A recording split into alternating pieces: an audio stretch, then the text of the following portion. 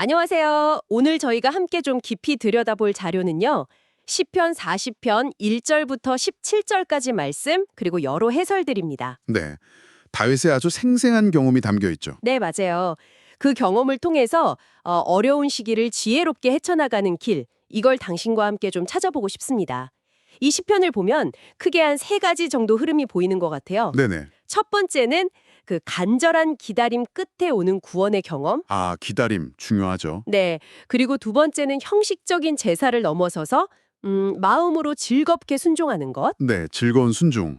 마지막으로는 자신의 연약함을 아주 솔직하게 인정하면서 도움을 구하는 그런 간절한 기도. 이렇게 볼 수 있을 것 같아요. 네네, 핵심을 잘 짚어주셨네요. 당신의 삶에도 분명 울림을 줄 수 있는 그런 통찰들 함께 발견하는 시간이 되기를 기대하면서 바로 시작해 볼까요? 좋습니다. 시편이 그 다윗의 아주 처절한 기다림으로 시작하잖아요. 1절에 내가 여호와를 기다리고 기다렸더니 이 반복이 진짜 절박하게 느껴져요. 네, 그렇죠. 얼마나 간절했으면. 그러고 나서 하나님이 자기를 기가 막힐 웅덩이와 수렁에서 건져서 반석 위에 딱 세우셨다. 이렇게 노래하거든요. 네, 그 웅덩이와 수렁이라는 표현이 참 강렬하죠. 네, 이게 뭘까요? 그냥 뭐 물리적인 어려움 그 이상인 것 같은데. 맞습니다. 그 해설들을 보면요, 이게 그냥 단순히 힘든 상황이라기보다는 아주 깊은 절망감, 아니면 뭐 죄로 인한 고통 같은 거 있잖아요. 아, 헤어나오기 힘들 그런 상태에 네, 거의 뭐 스스로는 빠져나올 수 없을 것 같은 그런 극한의 상황을 상징한다고 봐요. 근데 중요한 건 이 다윗의 기다림이 그냥 멍하니 시간만 보낸 게 아니라는 거예요. 그냥 기다린 게 아니다. 네, 일부 해설에서는 이 기다림과 구원의 경험이 나중에 오실 예수 그리스도께서 우리를 죄의 깊은 수렁에서 건져내서 그 구원의 반석 위에 세우실 그 사역 있잖아요. 네, 네. 그걸 미리 보여주는 일종의 예표라고 설명하기도 하더라고요.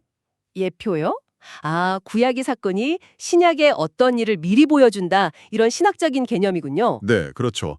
그러니까 이걸 적용해 보면 지금 당신이 겪고 있는 그 힘든 기다림 속에도 어쩌면 하나님의 더 큰 구원 계획의 일부, 그 약속이 담겨 있을 수 있다. 뭐 이렇게 해석할 여지도 있는 거죠. 와, 저의 이 힘겨운 기다림이 더 큰 그림의 일부일 수 있다. 이거 되게 흥미로운데요? 네, 그런 관점으로 보면 좀 다르게 느껴질 수 있죠. 그리고 그 결과로 다윗의 입에 새 노래가 담기게 되죠. 3절에 보면 하나님을 향한 찬양. 네, 바로 그 새 노래. 절망 속에서 건진받은 사람만이 부를 수 있는 그런 생생한 간증이죠. 그렇죠. 기다림 끝에 주어지는 뭐랄까 선물 같은 거네요. 네, 하나님의 신실하심과 그 구원 능력에 대한 아주 생생한 증거라고 할 수 있습니다. 자, 이렇게 기다림 속에서 구원을 경험한 다윗이 이제는 그 감사를 좀 다른 방식으로 표현하려는 것 같아요. 4절부터 8절 보면 시선이 순종으로 넘어가거든요. 네, 맞아요. 특히 6절 보면 하나님은 제사와 예물보다 당신의 뜻 듣기를 원하신다 이러고 8절에서는 다윗이 내가 주의 뜻 행하기를 즐기오니 주의 법이 나의 심중에 있나이다 이렇게 고백해요. 아, 이 부분 정말 중요하죠? 네, 형식적인 제사보다 즐거운 순종이라. 근데 이 즐거움은 도대체 어디서 오는 걸까요? 그냥 의무감으로 하는 거랑은 좀 달라 보이는데요? 아, 그거 정말 좋은 질문이세요. 그 해설가들이 공통적으로 강조하는 게 이 즐거움은 하나님과의 그 깊은 관계에서 온다는 거예요. 관계요. 네. 그리고 또 성령의 도우심. 이게 필요하다고 봐요.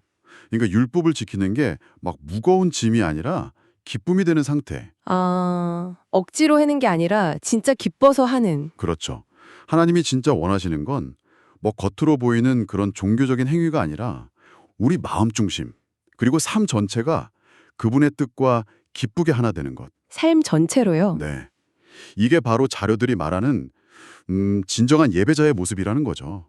단순히 뭐 정해진 의식을 따르는 걸 넘어서는 거예요.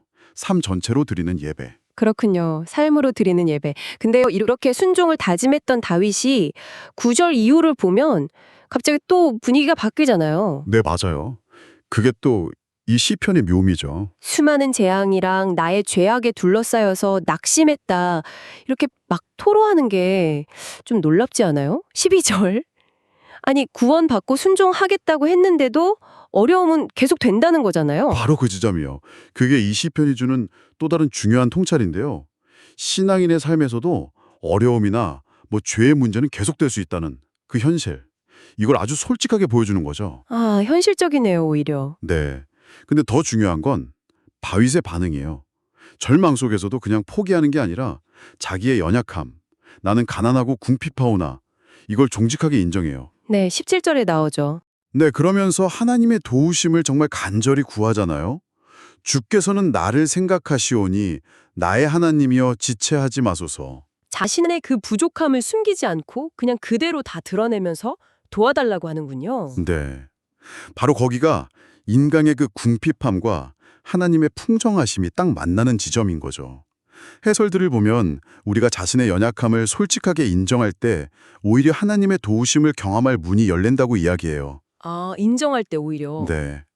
예수님께서 우리의 그 연약한 궁핍함 다 아시고 사랑하셨기 때문에 우리도 어떤 상황에서든 좀 담대하게 하나님의 돌보심을 구할 수 있다는 거죠. 그렇군요. 이런 솔직한 기도가 결국은 하나님과의 깊은 신뢰 관계를 보여주는 증거이기도 하고요. 네, 오늘 시편 40편이랑 해설들을 쭉 보면서 힘겨운 기다림이 결국엔 구원과 새 노래로 이어질 수 있다는 희망을 받고요. 네, 그렇죠. 또 참된 예배는 형식이 아니라 마음에서 우러나오는 즐거운 순종이라는 것. 네, 삶으로 드리는 예배. 그리고 자신의 연약함을 솔직하게 인정하면서 드리는 기도가 오히려 하나님과의 관계를 더 깊게 만든다는 사실. 이런 점들을 좀 발견한 것 같습니다. 네, 정말 중요한 통찰들이죠. 여기서 한 걸음만 더 나아가서 이런 질문을 좀 던져보고 싶어요. 듣고 계신 당신께. 네. 만약 당신이 지금 삶의 그 웅덩이와 수렁 같은 그런 시간을 지나고 있다면 오늘 우리가 나눈 이 인내 그리고 순종 또 솔직한 간구를 실제로 한번 적용해 본다면 당신의 경험이 어떻게 좀 달라질 수 있을까요? 아, 어떻게 달라질까? 그리고 나는 가난하고 궁핍하다고 느껴지는 바로 그 순간에 주께서는 나를 생각하신다는 이 시편의 고백이 있잖아요. 이걸 받아들이는 것이 어쩌면 당신에게 가장 큰 힘의 원천이 될 수는 없을까요? 와, 주께서 나를 생각하신다. 그게 힘의 원천이 될 수 있다. 깊은 질문이네요. 오늘 이 깊이 있는 나눔 함께 해주셔서 정말 감사합니다. 네, 감사합니다.